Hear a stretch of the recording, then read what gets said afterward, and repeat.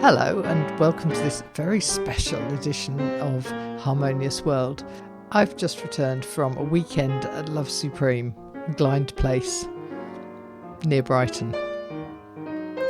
And I recorded a few little clips that I thought you might enjoy listening to. Here are some of my impressions of Love Supreme 2024. So I don't know if you can hear any of this. That's Galliano on the main stage, North Down stage here at Love Supreme. There's thousands and thousands, tens of thousands of people here just loving all the music. It's absolutely incredible. The only problem is the wind. Every once in a while it dies down a little. There you go, that's Galliano. Amazing sound. What did Mancuso say? What did Mancuso say? One big pie. Amazing stuff. So I've just heard Christian McBride talking. I've spoken to loads of different people. It's just an incredible experience. One of my abiding memories of Love Supreme 2024 is going to be the wind, which you can hear on all of these extracts. One of the people I spoke to was Marcus Brigstock. He's a British comedian and he's very much part of the Jazz FM family. And I was very lucky to have 7 minutes with him. And I hope you enjoyed listening into our conversation all about jazz and comedy. So I'm here at Love Supreme with Marcus Brigstock. Hello. Hi. So tell me why you're here. You're a comedian, a TV presenter, radio presenter. Yeah. So why are you doing? What are you here for? I'm also an international cheese judge, but all of those are a level below my almost weird, obsessive passion for jazz. Really? I love it. Well, the thing is, I've said for a long time, and a lot of comics agree with me. Stuart Lee was a guest on my Cabinet of Jazz, and we talked about this a lot. The relationship between comedy and jazz is a really close one, in that the creative process is, if not the same, so similar you can hardly tell it apart. I mean, obviously I do improv as part of a group, and what that involves is listening to what you're given and seeing if you can expand within the theme that you've been given and then return it back again. I mean, that's identical to how the bands whose work I love the most worked. Yeah. It's the same deal.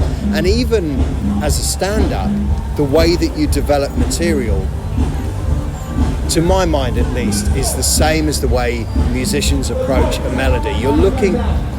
You start off with your melody and then you're looking to see, well, what else can you find without abandoning it, being able to return to it in the end. And so it's kind of similar, you know? Right, I quite often, I interview people for Harmonious World, for my podcast, and quite often I'll say how much of this is composed and how much of it is improvised, and it's really interesting, that balance, because that it shifts. And sometimes, particularly with, live recordings and things, they'll say, well, it started off as this and now it's something completely different. Exactly. And that, I guess, is sometimes your thing, where you're on stage and if you get something from the audience, you might respond. That's exactly it. Or even something that just occurs to you in the moment. I was listening to some recordings from the, what are they called? The Lost Archives, basically. About Dizzy Gillespie talking about Roy Eldridge and the influence that Roy Eldridge had on him. And he said, basically, as a trumpet player, I learned Roy Eldridge's licks, right? Learned them on the trumpet, then I played them, and by the time it got back to Roy, we'd used up all his licks. And there's an element of that in comedy as well. There are structures for how we express ourselves, how you literally form not just a joke, but form something that's funny.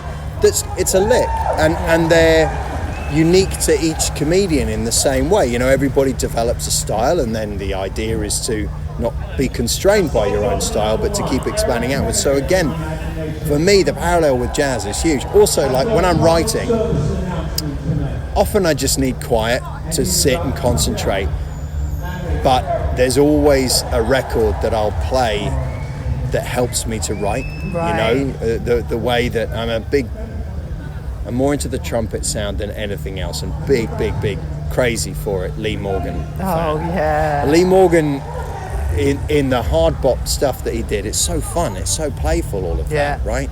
And so I like all of that, and I usually play it to my audience before my tour shows too. So. Right.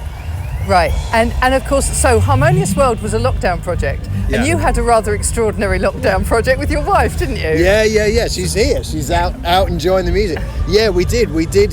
So we both had COVID, and then when we appeared out of that, we started lip syncing to various bits and pieces.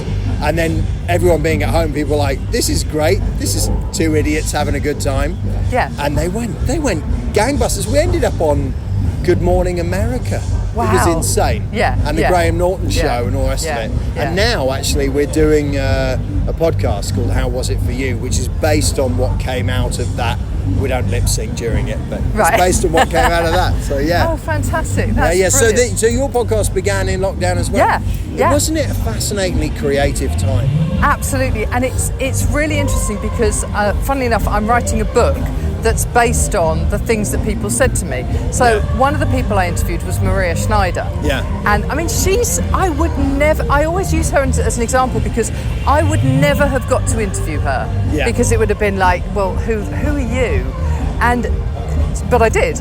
And to speak to somebody like that when she was in the same situation as, Joe Bloggs, who's got a little band that kind of does covers and whatever, they were all in the same situation and all trying to work out how to get through this weird absolutely and so in this book I'm going to gather together all of those thoughts of what people were saying at the time. One of the things that people couldn't say at the time, none of us could say at the time, was actually this is really good because I don't have to get on a plane. I don't have to fly here, there and everywhere and spend hours waiting in a studio for a 5-minute interview or whatever. I can sit at home and write. I can sit at home and compose or practice or whatever. All the comics I know have changed their relationship with gigging post-pandemic.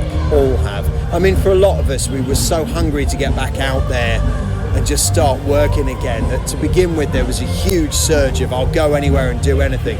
But now what's arrived is a much more kind of temperate and moderate approach to it all, going, no, well actually, yes, I used to drive from South London to Nottingham and back in a single night, but that might not be very good for me. Right. So I'd like to do that gig, but actually I'm going to wait until I can do it to double with something in Leicester or something and stay over. And it's certainly changed for me, you know. And it was, you're right, people couldn't say it at the time, but there was a lot about it that was good. Also, I mean, on a separate note, people were remarkably kind to each other. Weren't we? Everybody checking in on each other to see how they were doing.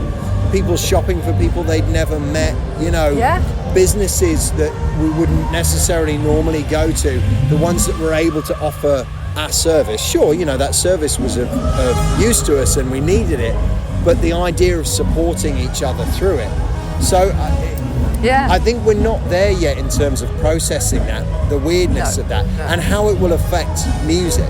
That time of isolation and for a lot of people introspection. I think there's really interesting things to come. Yeah, absolutely. Thank you. Let me just ask you one quick question. Who have you really enjoyed seeing this weekend so far? I know. Shorty. Wasn't he? I knew you were going to say Trombone Shorty. Oh my Lord. His baritone sax player was absolutely insane. The entire band. It was exactly what he said it was going to be. It was like a slice of New Orleans in a field in Sussex on the South Downs. I mean, what a party. And also relentless. Absolutely relentless. And I love that. I love when a musician just comes out with a band that's tight as you like and just goes, here's the best of everything we've got. That's how you play a festival. I loved it. Absolutely. Thank you so much. Oh, my pleasure. So nice to meet you. Honestly, you too. I don't know how much of this you can hear, but to my left, I've got Kool and the Gang, who are very slick, but a little bit bland, absolutely crowded North Down stage area. And then on my right, it's Rosie Frater-Taylor putting on an extraordinary show with a half-empty Supreme Standards Supreme Standards tent. So that just about sums up Love Supreme 2024. There's crowd pleasing fun, but then there's real classy jazz.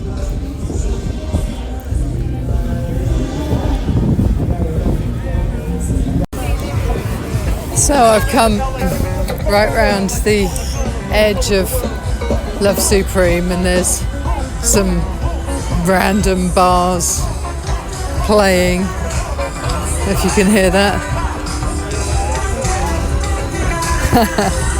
And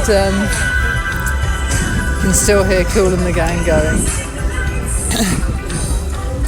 The sun's shining, and it's actually the nicest weather it's been for 2 days. We haven't had any rain for about 8 hours. So, summer breeze playing now. Can you hear that? And the Aperol Spritz. That's nice. That's nice.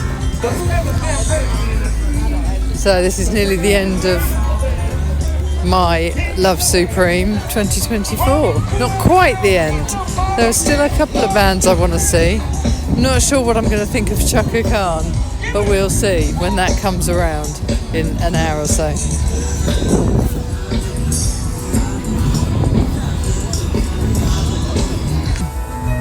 So it's nearly the end of Love Supreme 2024.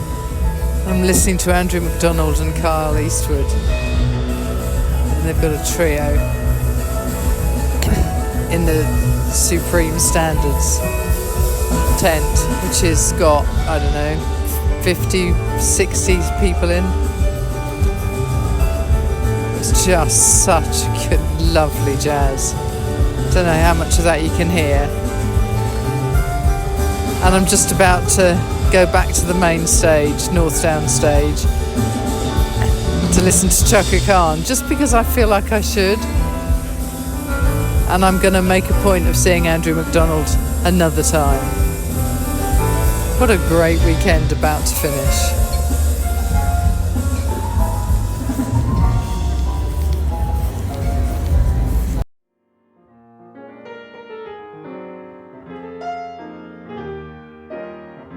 So that was a few brief snapshots of my time at Love Supreme 2024. And I think you can hear the wind and perhaps a little bit of snatches of some of the music. So come along next year, it's going to be great.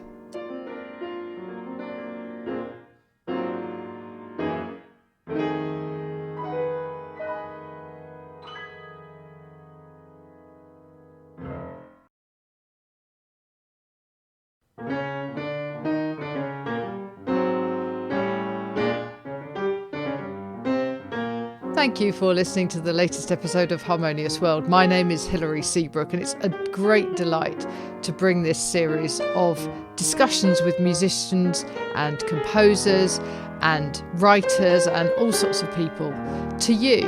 Obviously, there's no point in having a podcast if people aren't listening, and I'm very grateful to my listeners for doing so. Thanks also to Joe English for composing and performing this new theme tune.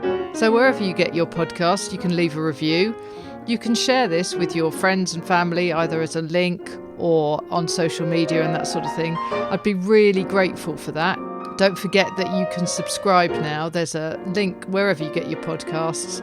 So have a great week, and please remember why I started this, which is just to try and make the world a little more harmonious. Thanks for listening to Harmonious World.